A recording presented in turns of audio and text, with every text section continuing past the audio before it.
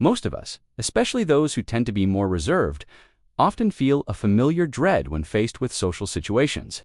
It's that moment before diving into the unknown, the internal debate of what do I even say? We picture ourselves standing awkwardly on the sidelines, observing the vibrant dance of conversation from a distance, wishing we had a secret handshake or a magic phrase to unlock genuine connection. The pressure to be witty, charming, or simply loud can be utterly paralyzing, leaving us feeling isolated even in a crowded room. But here's a liberating truth that often goes unacknowledged. You don't need to undergo a personality transplant to initiate engaging conversations. In fact, your quiet nature is a profound strength. You're likely a keen observer, a thoughtful listener, and someone who inherently values depth over superficiality. The real challenge isn't about altering who you are, but rather about unearthing and refining tools that naturally align with your innate abilities.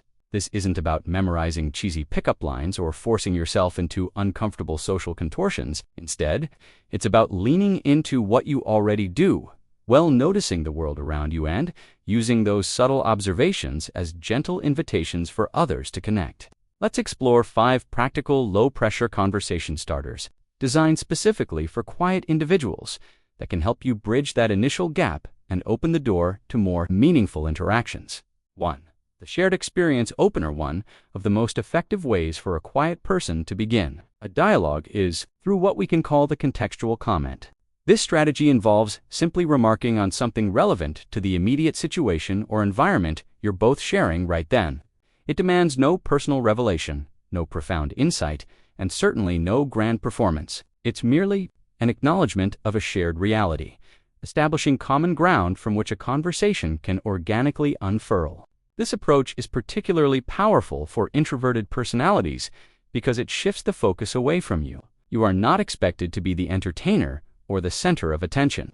Instead, you are simply an active, present participant in the moment, offering a mild observation that anyone in that shared context could easily appreciate. It's disarming, relatable, and incredibly low-stakes. Think about how you can leverage something you and another person are both undergoing at that very moment. A surprisingly long queue at the bank, a packed train, or a surprisingly crisp day. The trick is to comment on a neutral aspect of this shared reality, inviting simple agreement or a further observation. For instance, if you're both stuck in a surprisingly long line at the grocery store, instead of asking an intrusive "Are you almost done?" or complaining with "This line is so slow," you could lightheartedly say, "Wow, they must have a sale on something amazing today. Look at this line." This often elicits a chuckle or an agreement, and perhaps leads to a comment about the sale item, or a shared groan about the wait.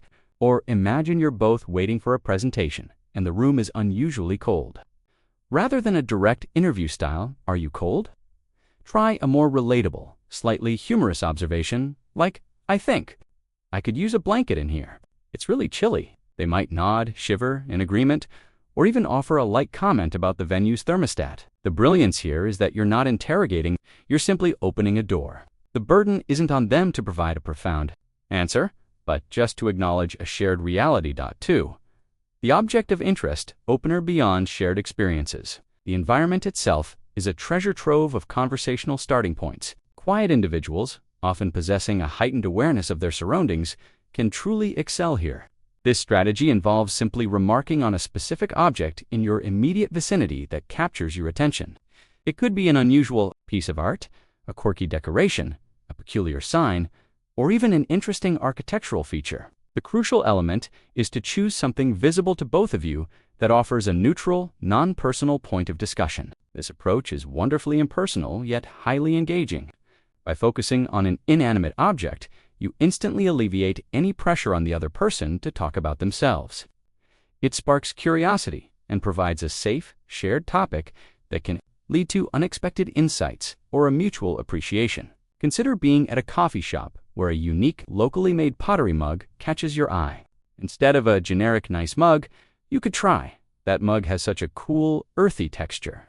I love supporting local artists too." This specific observation, combined with a mild opinion, can lead them to tell you about the local artist, where they found it, or their own love for artisanal crafts. Or suppose you're in a waiting room and an unusually large antique map adorns the wall. Instead of silently staring, you might remark, "That map looks like it could tell 1,000 stories. I wonder what era it's from." They might have noticed it too, offer their own guess, or even share a fact if they happen to know about its history.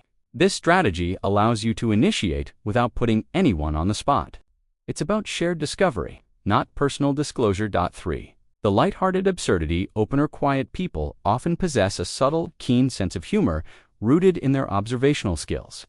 This isn't about delivering a string of jokes, but rather about gently pointing out something slightly absurd, ironic, or amusing in the immediate environment. It's about finding the little glitches or ironies in everyday life and simply drawing attention to them with a light, easy touch. The aim is to create a shared moment of amusement, a gentle invitation to connect through a shared smile or chuckle. Laughter is a powerful bonding agent. When you can share a lighthearted moment with someone, it instantly lowers defenses and creates a sense of ease. It shows you don't take yourself too seriously and are open to shared enjoyment. Crucially, it's non-demanding. If they don't find it funny, no harm done. For instance, if you're at a conference and the catering offers a suspiciously vibrant green dessert, you could lean over and say, "That dessert looks like it glows in the dark. I admire their commitment to unique colors." This slightly exaggerated, observational comment can elicit a chuckle, agreement, or perhaps even a playful defense of the dessert. Or, if you're in a shopping mall and you spot a mannequin dressed in an outfit that seems utterly impractical for everyday life, you might remark, "I'm not sure where I'd wear that outfit, but I respect the mannequin's confidence." This often invites a shared moment of amusement about fashion choices. Remember, the goal isn't to be a stand-up comedian, but to find small, relatable moments of amusement and share them as an invitation to connect. 4. The specific, non-compliment opener. This approach, though it requires genuine intent, is incredibly effective. Unlike generic compliments such as "you look nice," which can sometimes feel superficial or even make people uncomfortable, this method focuses on something specific, non-personal, and easily observable. That could be an interesting accessory, a unique piece of clothing, or even something they've just done that is visibly commendable. The core here is authenticity and an absolute lack of expectation. People inherently desire to feel seen and appreciated. A well-placed, specific compliment shows that you've truly noticed something about them. It validates their choices and efforts without feeling intrusive. When the compliment is about an object or an action rather than their inherent physical appearance, it feels less like flattery and more like genuine appreciation. Imagine someone has a really cool, intricate enamel pin on their jacket. Instead of a vague, nice pin, you could try, "That's a really cool pin. The detail on it is amazing. Is there a story behind it?" This combines a specific observation with genuine curiosity, inviting them to share a bit about something they clearly value. Or if you see someone expertly navigating a complex spreadsheet on their laptop during a break at a workshop, you might comment, "That spreadsheet looks incredibly organized. You must be a wizard with data." This acknowledges their visible skill and effort, often leading to them sharing about their work or their methods. The secret here is sincerity. If you genuinely find something interesting or admirable, your compliment will land authentically. It's not about being charming, but about being truly appreciative. 5. The curious observation opener. This strategy elegantly blends active observation with a gentle, open-ended question. It's slightly more direct than a pure observation, but still maintains a low-pressure conversational tone. The key is that the question should arise naturally from something you've observed, and it must invite more than a simple yes or no answer. This approach works by combining the power of making someone feel seen with an invitation for them to share a small piece of their world. It genuinely demonstrates interest and provides an easy pathway for them to talk about something they might be passionate or knowledgeable about. For instance, if you notice someone carrying a specific brand of reusable water bottle, you could say, "That's a great water bottle. I've heard good things about that brand for keeping drinks cold. What do you like most about it?" This observation, combined with an open-ended question about their experience, invites them to elaborate on their choice and perhaps even their eco-conscious habits. Or, if you're in a bookstore and someone has browsed a section you enjoy, like classic literature, you could remark, "I love this section. I always find something new, even among the old titles. Do you have a favorite author from this era?" This shares a bit of your own interest while asking an open-ended question about their preference, inviting them to talk about their reading tastes. The goal with these questions is always to open a conversational loop, not to close it. You're creating an opportunity for them to share, if they feel comfortable, about something that's already visible or apparent. Putting these strategies into practice requires a subtle shift in mindset for quiet individuals. The foundation is to cultivate your observational eye.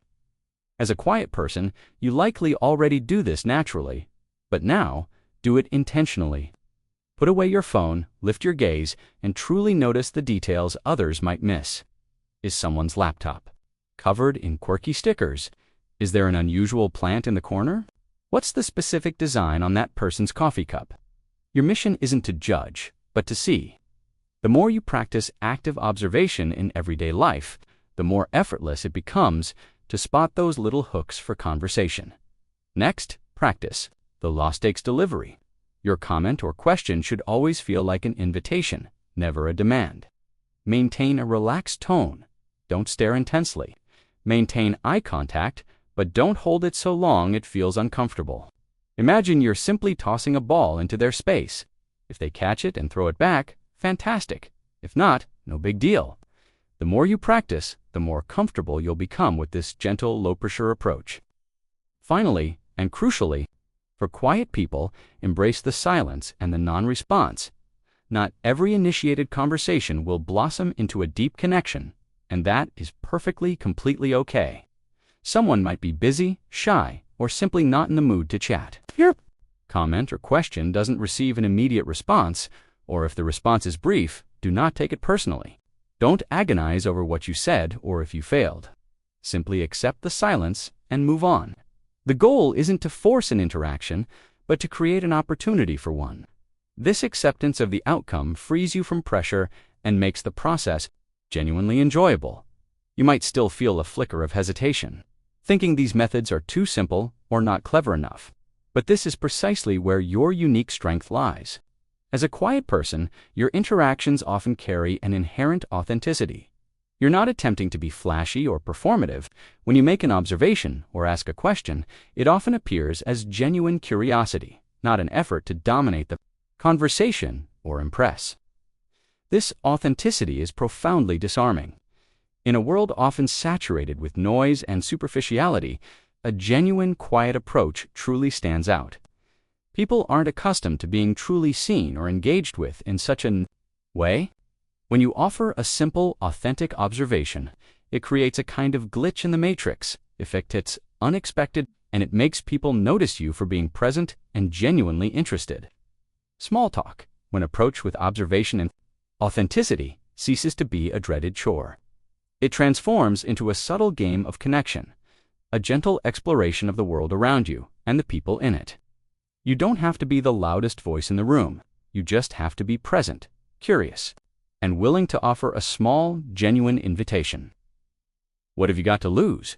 And what wonderful connections might you discover?